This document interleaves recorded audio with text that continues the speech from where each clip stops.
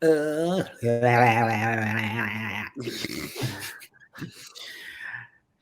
evening, everyone. Good news, everyone. This is Commander Shipp, joined by Vartan and Ollie for our new series called State of, where we give you a breakdown of, or basically give you our impressions and thoughts on the current state of. It could be action movies, it could be Nintendo games. You know, pick your poison of like whatever category that might be, or whatever particular box we're really excited about, or whatever particular part of nerddom that we're going to talk about.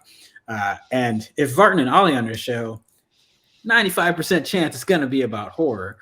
You know, it's like we like horror around here on this website. And our first one, which seemed appropriate, be the state of horror.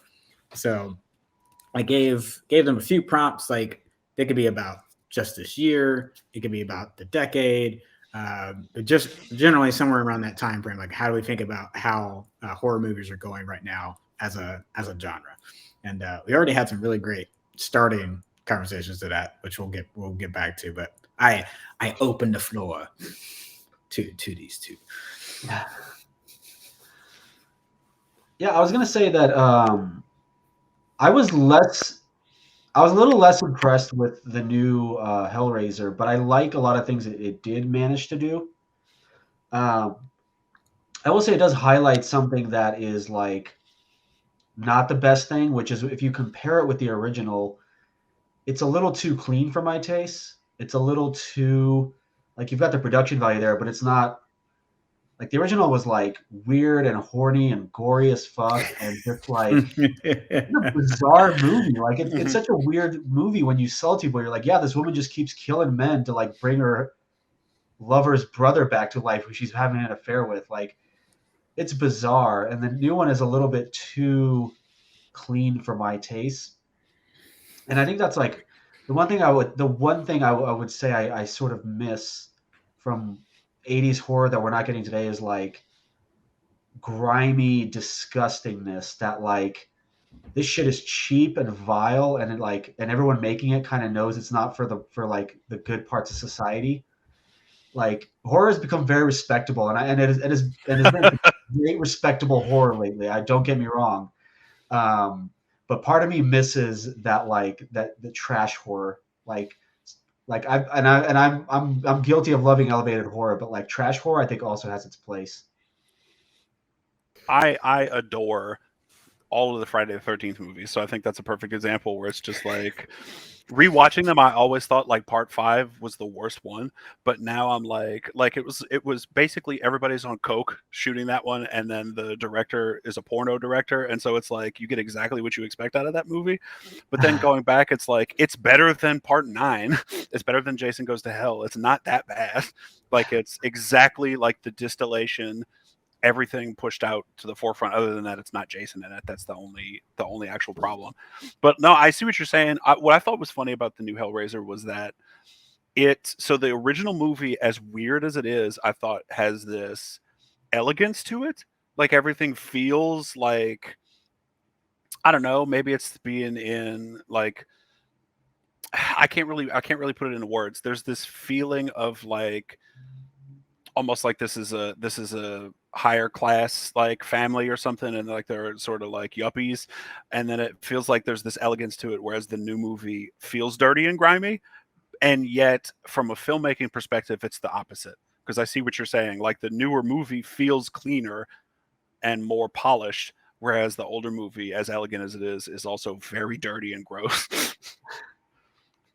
I can see that. I enjoyed the new one a lot, though. I think that Jamie Clayton's Pinhead, as everybody feels, is a fantastic change and a fantastic different take on the character.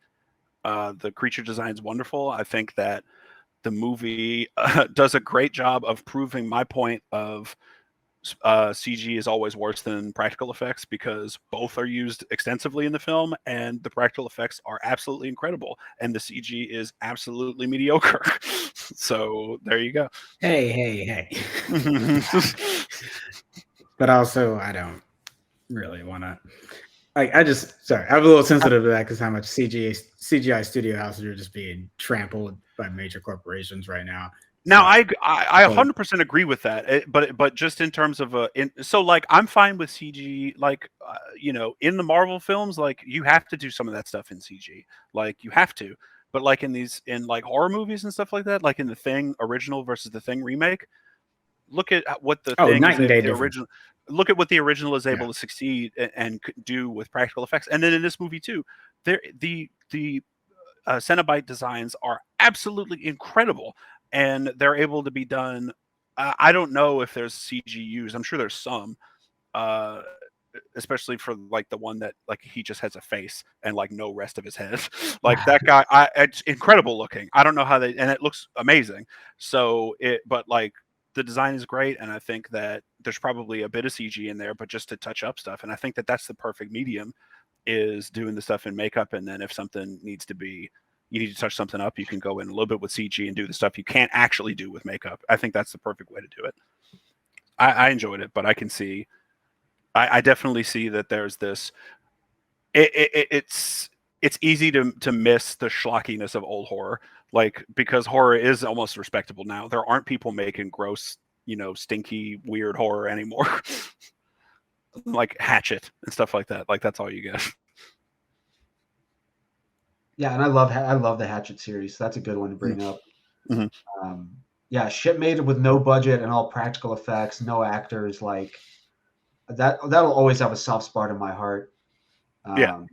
And I agree. Like I do miss mostly practical effects. Like the Thing is the gold standard for like just amazing creature effects.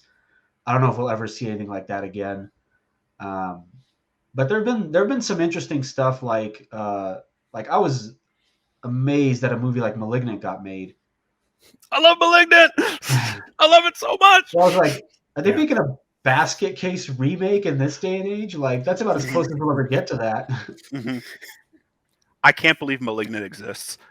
And I think Warner Brothers also couldn't believe that Malignant existed on their dime.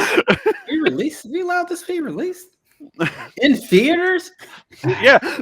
I look, they did all this stuff promoting it, then notice they stopped promoting it. I think it was because they saw it and were like, "Oh my god."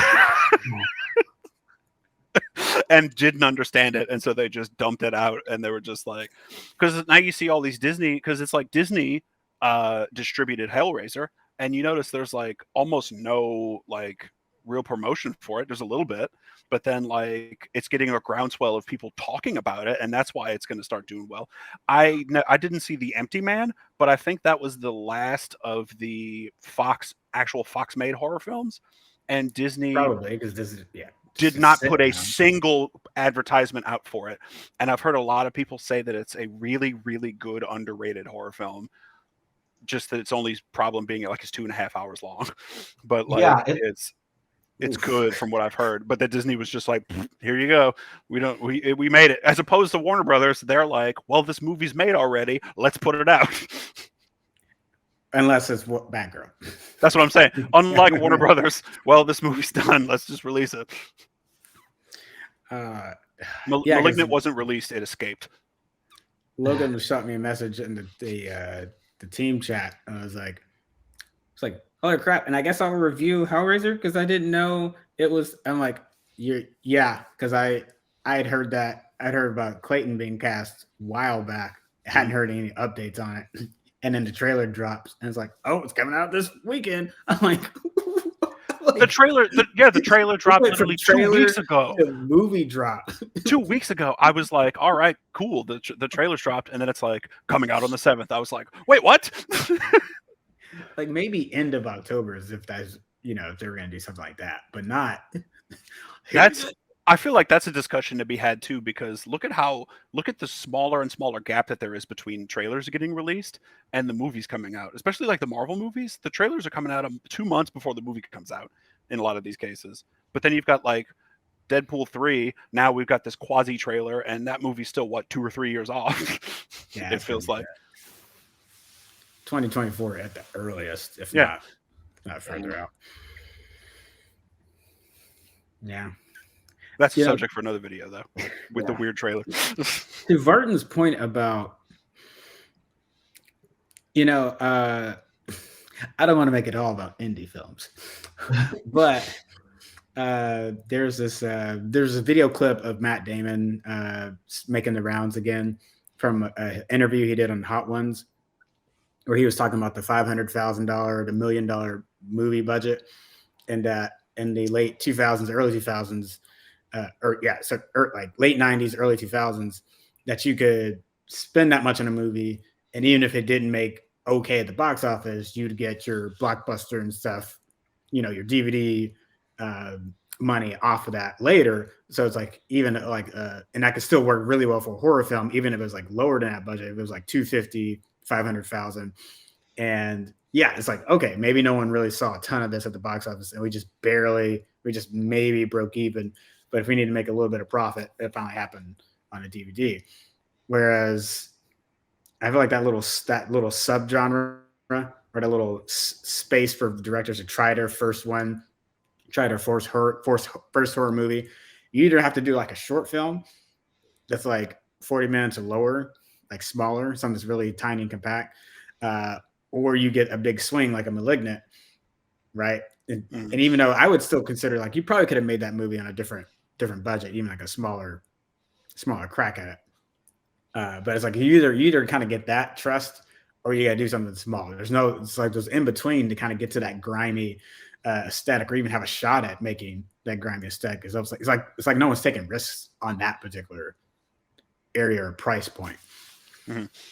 I definitely feel like Malignant was an insane risk, where James Wan at this point is basically just like I haven't looked at his whole catalog. I'm pretty sure he's like, I've joked about like Christopher Nolan has never made a bad film, even if people don't like Dark Knight Rises. It's not a bad film. It's just definitely worse than the other ones. But like most of his films are like really good. But then you've got James Wan, who's also never made a bad film, but he's made a lot of but all of his movies are like good film, like okay to good films. So it's this weird, like, because you've got everybody makes like a bomb and so far and something terrible, and even but for whatever reason James Wan has been able to churn out everything that he makes is pretty solid. And I thought that Malignant was a very weird attempt to combine the weird flashy 90s horror movie with the Argento Giallo films. I was like, I don't understand how you want to combine those two things. It's a weird choice, but it worked. But I don't know. I was down for it. I was super down for it. So many people have argued with me. They're like, this is the worst movie I've ever seen. And I'm like, you had to go in thinking, like, you couldn't tell, like, there's something, like, you watch, I understand the campiness and all that kind of stuff, and I feel like it's difficult to quantify this, but I feel like when you're watching something that's made to be cheesy on purpose, you get a different feeling than when something just turns out that way organically.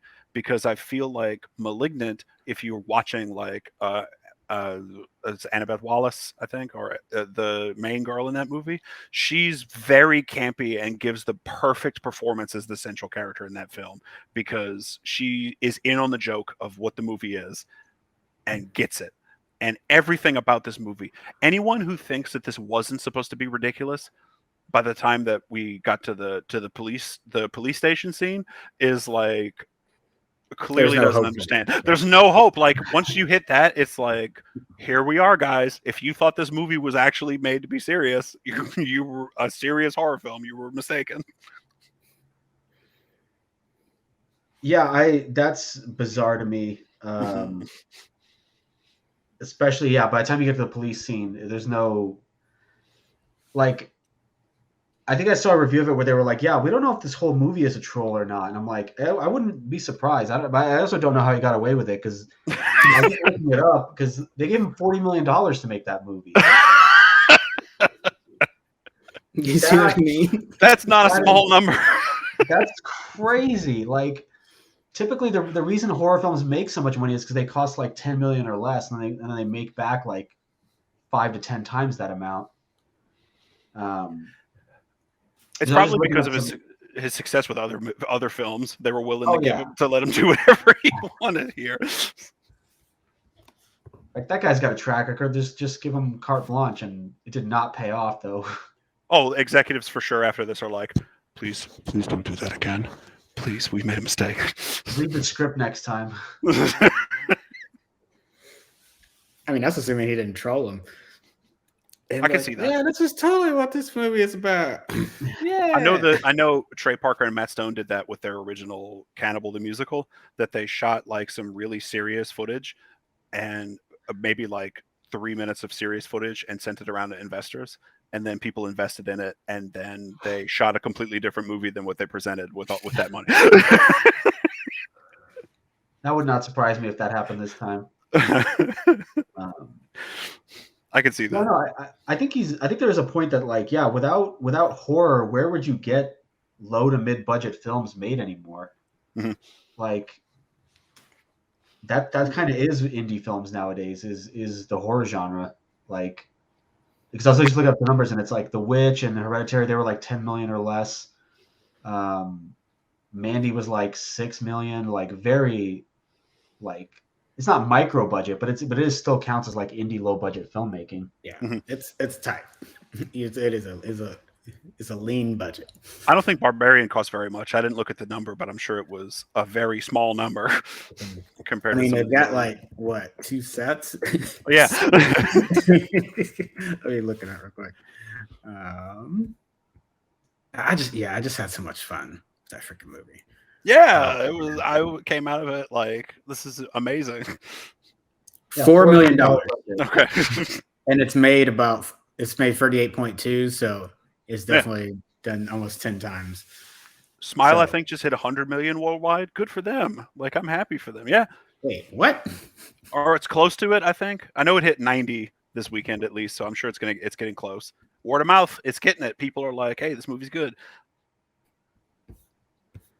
I feel like that's great. Like, that's how literally off of a $17 million Holy budget. crap. Yeah.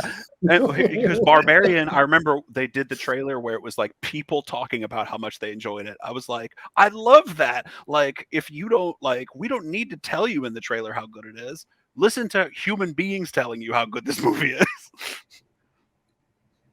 It's the better indicator of success. Yeah. I love it. I think, yeah. Man. Yeah, so we got some solid. I love how like another success story. We talked a little bit about Pearl and X. I have not seen X, but walked into Pearl really having no idea. So one, I didn't know X was the beginning of that. So Pearl is the prequel. So I just walk into this completely blind, like, oh yeah, this person, she's a little crit. Holy shit. And Mia has this her facial expressions throughout the entire movie are just I wouldn't say it's like Oscar worthy, but it's like I have heard low-key Oscar buzz. You want low-key I've heard low-key Oscar buzz for it. No, I've heard like people saying like, not like big, like huge, because Kate Blanchett sounds like she's got that on lockdown. But like, it seems like, yeah, she very well might. But from what I've heard, like there's some people low key saying like this could get some consideration at least for Best Actress. So that's crazy. She has like just physical expression on her face. Sorry, go ahead, Barb. Sorry, I didn't mean to cut you off. I was gonna say that would be amazing, given how much the Oscars hate horror films. Mm-hmm. Like the year Toni Collette didn't get an Oscar nomination, I was just like livid. I was like, I will never forgive them for this. Yeah, I still don't understand why. Like, oh my god, I just blanked on her name. I feel so bad. From Us, I can't believe I just forgot her name. Lupita. Lupita not getting a nomination for Us was a crime. Also, I feel like it's like. There, and even as far back as Christian Bale for American Psycho, like I think that is one of the biggest highway robbery Oscar overlooks ever. But it's a horror movie. We can't award those guys unless you're James Cameron. Let's nominate Aliens for like 15 Oscars. And it's not even. I mean, it's got horror elements, but Mhm. I fine. I include it in the horror bucket, but it's just not one that's going to make it high on my horror list. Right. Ever. Like I think about the sci-fi and action elements of that way more, and there's still a dread, Mhm. you know, like because and I don't want to harp on that too long, but I just like people talk so much about like, oh, it just immediately turns to action and that's all it's about. Like, no, there's still like the whole point is that the guns aren't going to save you. Like it might make you when feel the guns are better. running out of ammo, that is horror. It's like what is sooner or survival horror? later, Survival horror is literally this. Yeah. at some point you're going to you're effed. You're being boxed in. Mhm. I'm very judicious and like wide net that I cast for calling stuff horror. I'll call anything horror, like if there's enough to it. Like I said, I've even said that up until Multiverse of Madness, that that Marvel's first horror film actually was Winter Soldier, because the amount of dread that they establish in that film is. Yeah, no. I thought I was judicious with my definitions. But it's almost a horror film. Now, Fantastic Four, on the other hand, yeah, now that was a horror. You got I guess going into a military installation, blowing people up left and right. Yeah. That was horrific, but and also the performances. But yeah, I forgot Multiverse of Madness came out this year. I can talk about that here. About how much I loved it. You got your Raimi fix. Calm down. You know what? It's an interesting question, because, I'm going to go back to the Oscar stuff for a second, because I think we're in an amazing time, regardless of what scale you want to use, a year, 5 years, decade. I think it's just been a really great trajectory watching this happen. But I remember, go back to the early 2000s. I'm going to switch back. I'm going to put on a comic book hat for a second. Everyone was talking about, man, comic book movies are never going to be legitimized. No one's ever going to care about them in the same way. And then 2008 hits and Dark Knight happens and Ledger comes out and you're like, oh, okay. And yeah, did Dark Knight get snubbed for Best Picture over Slumdog Millionaire? Like, yeah, it should have been nominated. It probably would have beaten Slumdog, in my opinion. Like, sorry, I'll never let that one go. So I'm appreciative Heath Ledger got his posthumous Best Actor, but I'm still like, no, it also should have got Best Picture, or maybe in a Best Director not. But anyway, so like, what would it take to break that stigma for horror movies?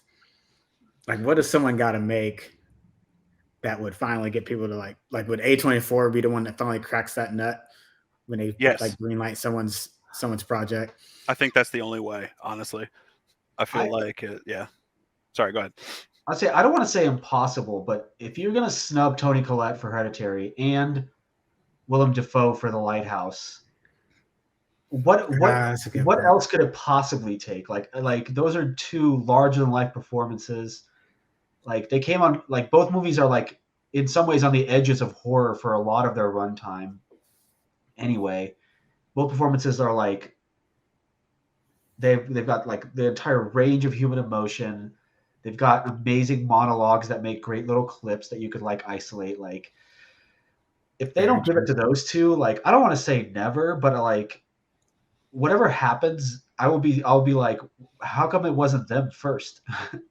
Yeah, that's fair. Because with Marvel, at least you could say that like there wasn't much happening with. It's not like there was like a bunch of great comic book movies happening underground before 2005. It's not like a bunch of people were giving great performances that were being overlooked. Like Heath Ledger like came out of nowhere and delivered something quite amazing. And it wasn't like, who else were you going to give it to? It wasn't like they were being snubbed for years and years and years. Tobey Maguire. And Spider-Man 2. Well, but I think.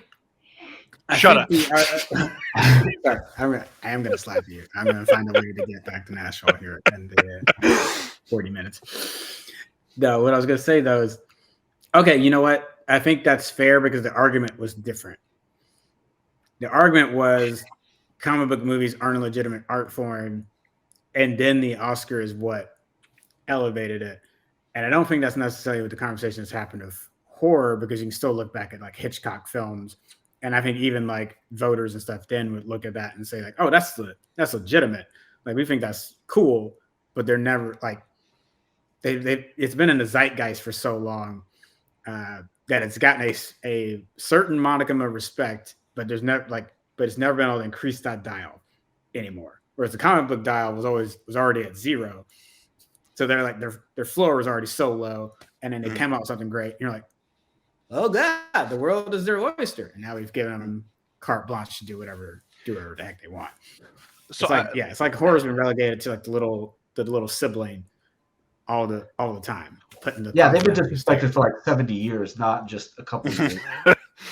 I think that the thing about comic book movies is even if I think they've been legitimized as a box office success, but I still think honestly they're still viewed as an inferior art form in Hollywood because people are doing them for their money gigs is basically what it is. Because you have to think about how as great as some of the Marvel movies have been, the only one that was nominated for Best Picture was Black Panther. And honestly, if I had to read into what the Oscar voters were thinking, it was because it was politically well timed for that movie to come out. I don't think while I think Black Panther's very, very good, and I think that it deserved but I wouldn't give it a Best Picture now.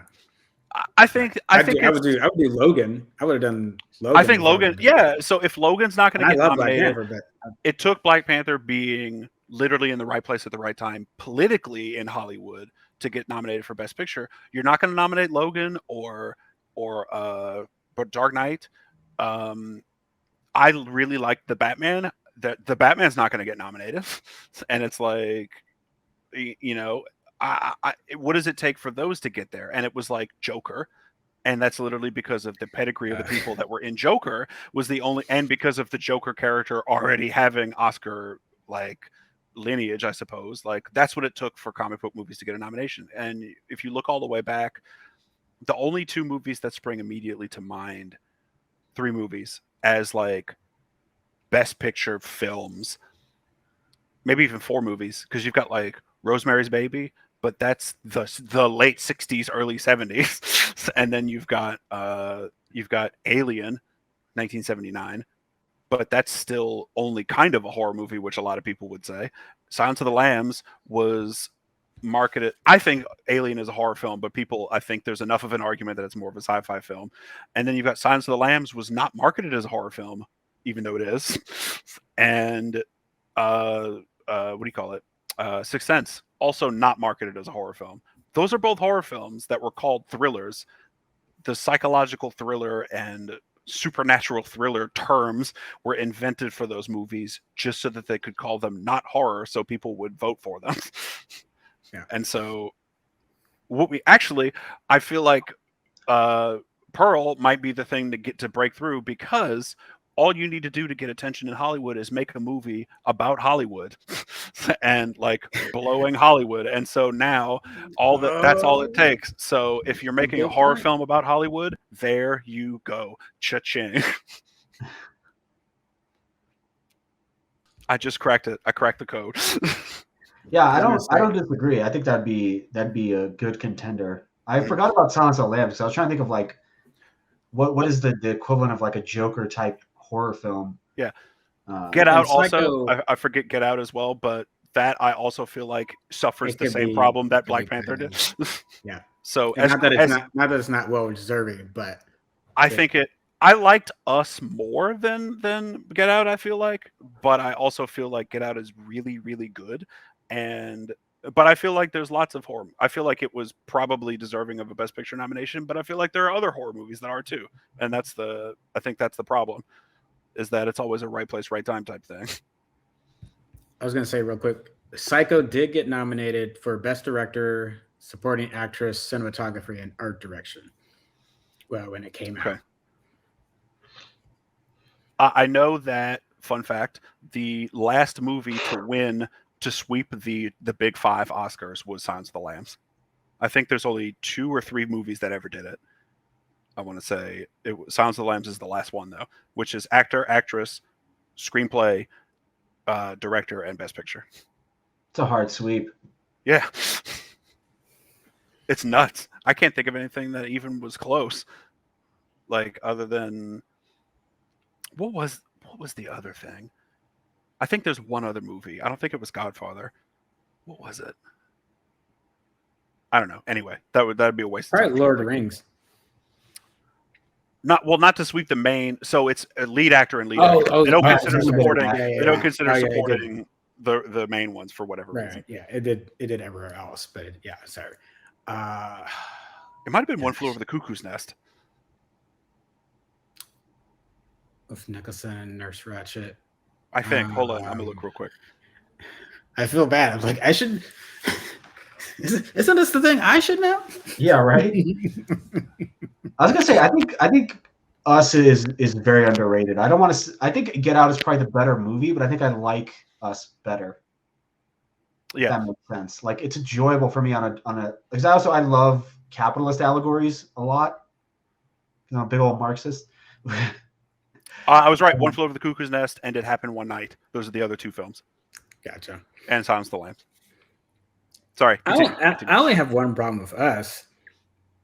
Is that I kind of wanted them to get to the reveal sooner and then spend a little more time after that reveal.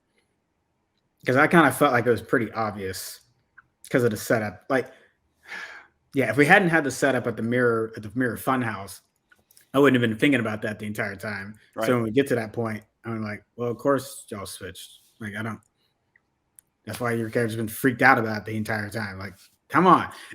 Like, that's not a knock on Peel. I just like, but I would have liked to either have taken that scene out and not, like, maybe allude to it, but not give too much detail there, and then you get the full context of that at the end. So there's at least some more doubt at the beginning.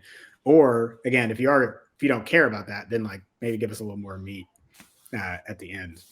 Right. So, but there's still so much other stuff to enjoy in that. Even for me, it's like a small break. Like, it doesn't ruin the movie for me. It's just like, my personal preference. I like to chew. I like to have more to have. I don't know if you noticed this. One of my favorite things about that movie, though, is one of the ways you know that she is not an original is she can't catch the beat of the song. When she's trying to like tell her son to snap to the beat, she's off beat completely. And I remember watching that, I was like, I wonder if they did that on purpose because it's a very easy beat to catch, and she is completely off. And I was like, I wonder if they did that as like a clue that she's not quite right. And I don't know, that made me laugh my ass off when I watched it the second time. And I was like, why the fuck is she so? Oh, that's why she's so offbeat. You look back. I love all those kinds of things. That's like the Sixth Sense is still like the progenitor and like the best of that. Where if you go back and watch it, you're just like, he was shouting at us the whole movie. I can't believe it. Here you go. Here real quick. Here, I won't go through everything, but here's a list of some stuff that's come out this year for context as to why I believe this is the best year of horror probably since the 1980s, but maybe like 1984. I want to say maybe 82. I can't remember I'll have to look at the actual years. But so we've got Hellraiser, Nope, X, Mr. Harrigan's Phone, Bodies, Bodies, Bodies, Men, Prey, Watcher, Crimes of the Future, Scream. I'm literally reading a list. I'll be honest. I'm not. It's not like I wrote all this stuff. Crimes of the Future is really weird. I was glad to get another Cronenberg film. I was like, man, I didn't figure I'm gonna get any more of these. Multiverse of Madness, Titanic 666.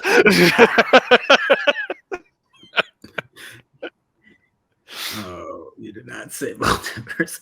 Multiverse of You didn't. You laughed over Titanic 666. I said that. And also, what is it? Amityville Horror in Space, I think, came out this year too. Wait, what? Yeah, no, look that up. I'm not kidding. We also got Texas Chainsaw Massacre on Netflix. But that's a terrible film. So I actually liked it. I did not hate it. I don't know what people were expecting out of that movie, but I'm like, I saw a bunch of dumbass teenagers get murdered, and that's all I wanted. I don't Well, know. it was It feels confusing. Like it. it's Politically It's like if very you wrote. off the rails, yes. yeah, that I think is That's part what of I the mean. problem. Like I feel it's like Is like it if you're. anti-redneck or pro-redneck? I can't quite figure it out. I And then I'm don't. like, who I gives a don't shit? know. because the same thing happens in Halloween Kills, and that I think is what grinds that movie to a halt. Because I'm like, this is not the place to make a statement about January 6th, guys. Halloween Kills is not the place to talk about this. Come on. And like, And I don't actually, know, that might have like, worked better in Texas Chainsaw Massacre. yeah, probably. If we get really And honest. and I'm watching it and I was confused too. And it's like, how to like, I don't know. It's strange. Whereas I think like Friday the 13th remake, for example, a lot of people hate it. You know what? I got to tell you, that remake understood the source material and nailed it. Like they totally got what Friday the 13th is for the most part and did it right. Other than maybe Jason growing weed. I found that movie very forgettable, and I rewatched it recently, and I was like, it's still mostly forgettable, except for the main bad guy who isn't Jason. The douchebag guy. The douchebag guy, he's so amazingly good at his role. Good.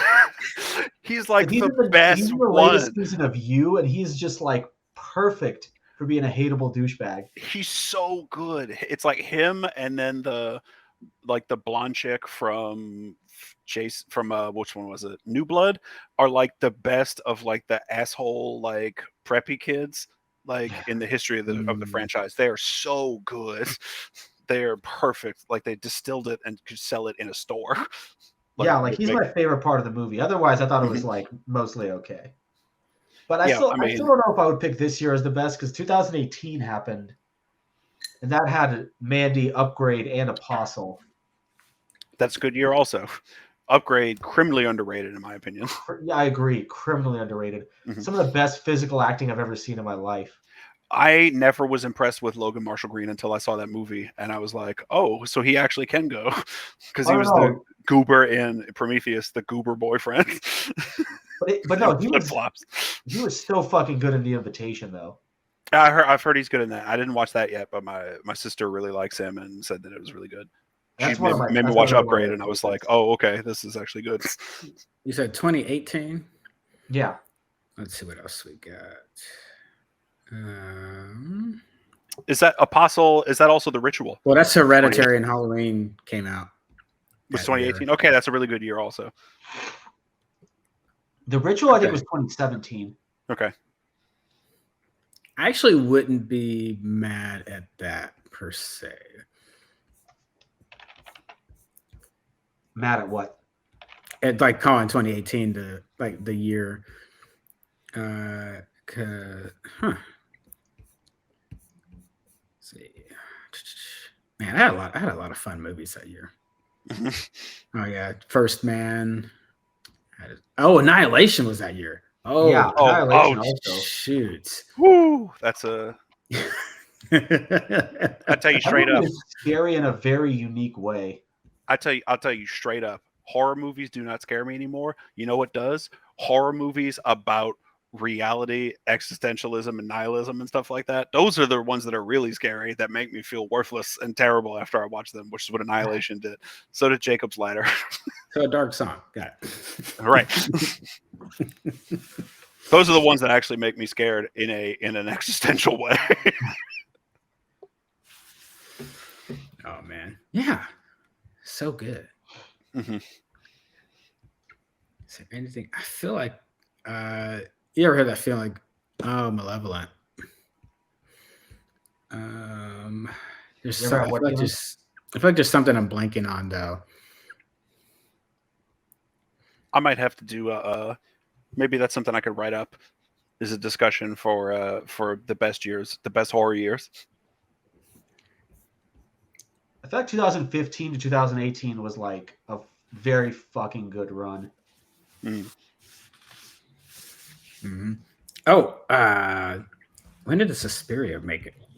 That was also 2018, I think.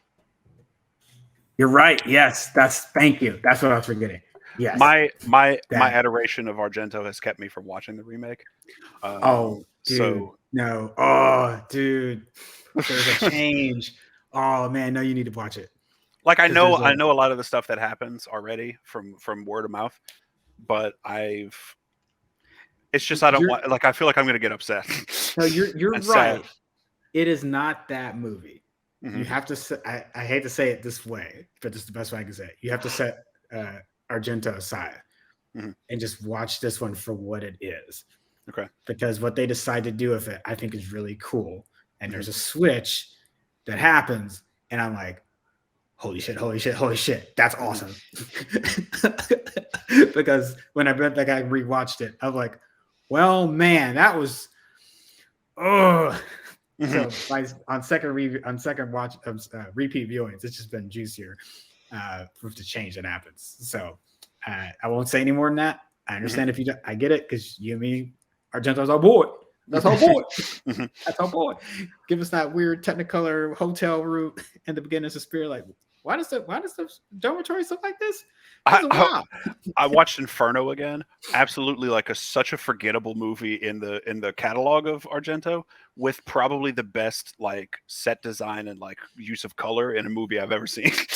Like the plot and everything, I'm like, but then I'm like, why are there yellow rooms and red rooms, and why are there weird lights like this, Argento? You crazy man!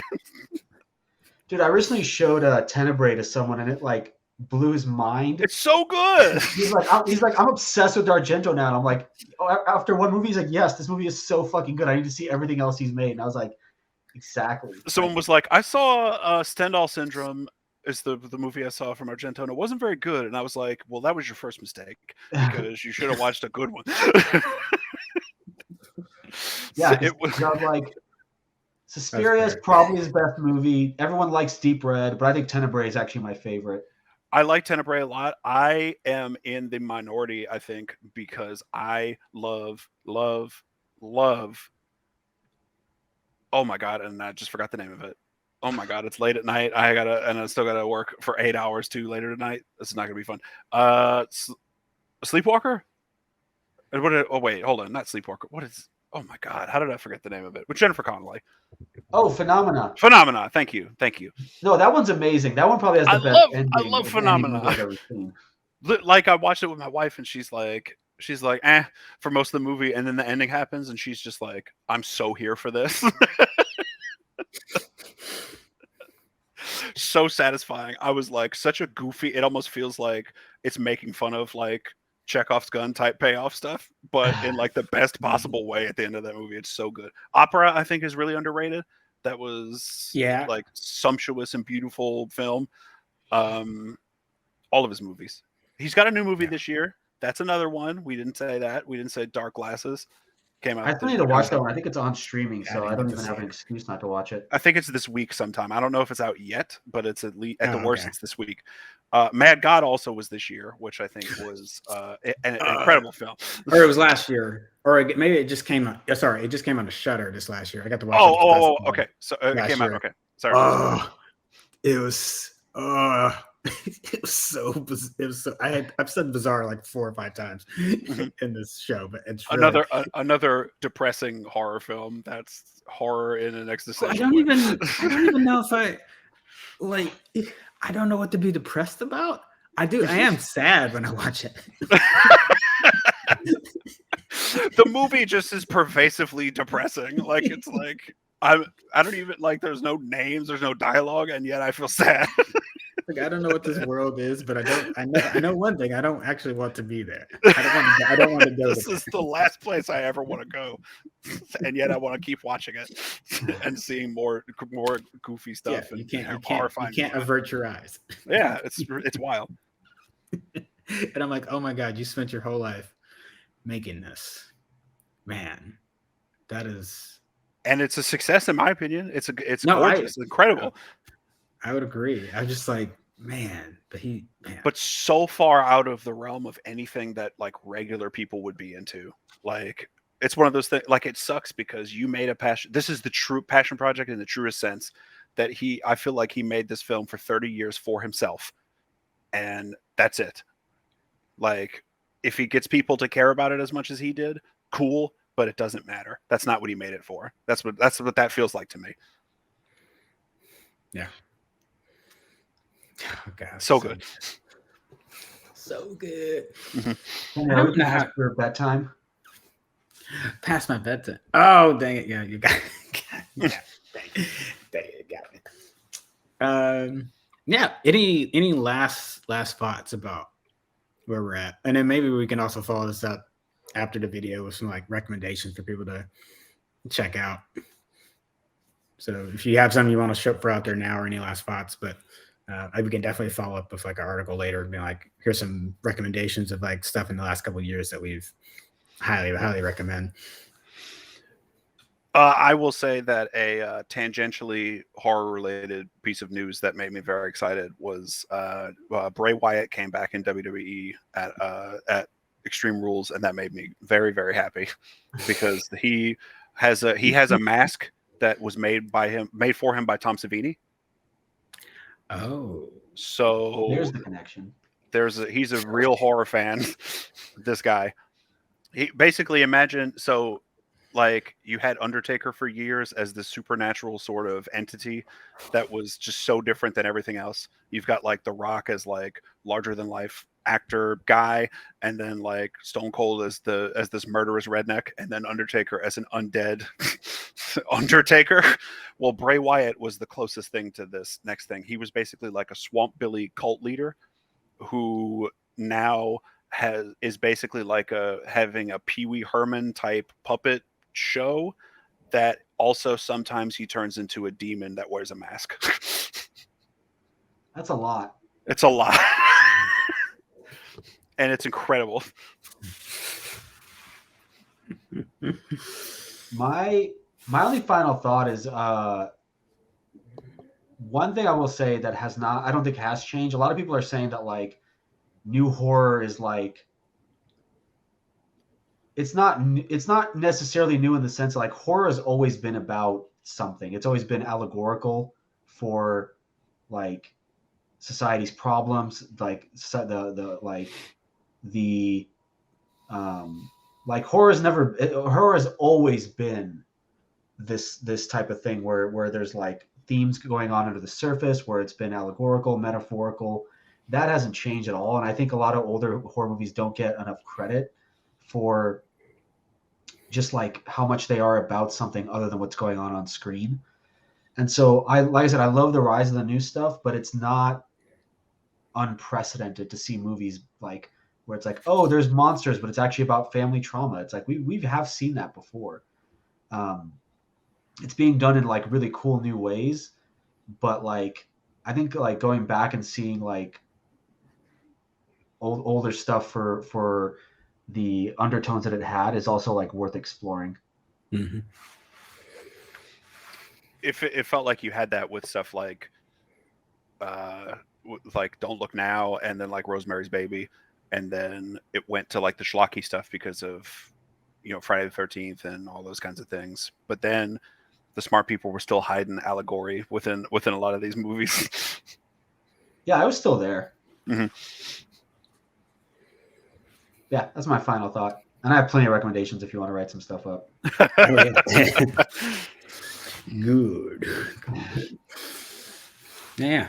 I mean, I'm excited because this just means there's more things we get to recommend, more things we get to watch. So I hope the trend continues. I just would, the only thing, and not to bore everyone, to be like, oh, he's talking about finances. It's just the price points. The price points for experimentation. I hope we can get to a realm where it's great that Smile has done what it's done off 17 million, and it's gonna make 100 million like imminently. So that's cool. But or like even Barbarian for 4 million, or even like maybe 4 million is a good spot. Maybe that's a good one to like, maybe if that's what the new norm is, cool. I think that'd be fine. But I don't like horror films can be a really great spot for someone to get their first. There's so many things you can learn from set designs, or even like scouting locations, even if you don't have a lot of money to like build a set, but like finding an old barn, like or dilapidated building for some certain shots, shooting in the dark, you know, and like trying to get the most out of usually young actors. And people say like, okay, but like, all right, but let's rewind back to early Halloween. Jamie Lee Curtis wasn't a household name yet. Like she had one or two other credits under her name, but she wasn't like, and Jamie Lee Curtis is gonna carry this film. It's like that's not what it was yet. So Carpenter's got to be able to get a good performance out of her and the rest of the supporting cast in that. Still early-ish in it. Early-ish in his career. It's not, you know. So like, I still feel like early horror movie films on a director's filmography can help them craft a couple skills and then maybe take on the next thing. If it's another horror movie, if they want to, or if you want to pivot to something else. So yeah, if we lose that price point, that concerns me. Like I want people to still have access to do that and it gets seen, you know, because there's plenty that get made, but people don't get to watch them, or they end up on Shudder. And I don't mean that as a dig on Shudder, because I think Shudder's great. I'm glad that we get to actually have that, but it does mean that sometimes if you're like only horror fans will see that, and it doesn't maybe get to a wider audience. So cool. Yeah. Cool. All right. So that is our wrap. That's what we think of horror right now, the state of horror in the year 2022. We might come back to a revisement if we like come back next year. We're like, oh snap, psych! This year was the year. Like it could totally happen. It could very well happen. But yeah, make sure you all, if you have not already, hit like and subscribe on the channel and on YouTube, Twitch, or Facebook. Definitely appreciate you all supporting our videos with that. Either throwing a comment on there, or if you really like us, go and hitting up the Patreon and subscribing to us that way, because it definitely helps us to keep reporting the news and shooting videos like this. So it's been Vartan, it's been Ollie, it's been Commander Shipp. We will see you all next time. Thanks for having me. Peace.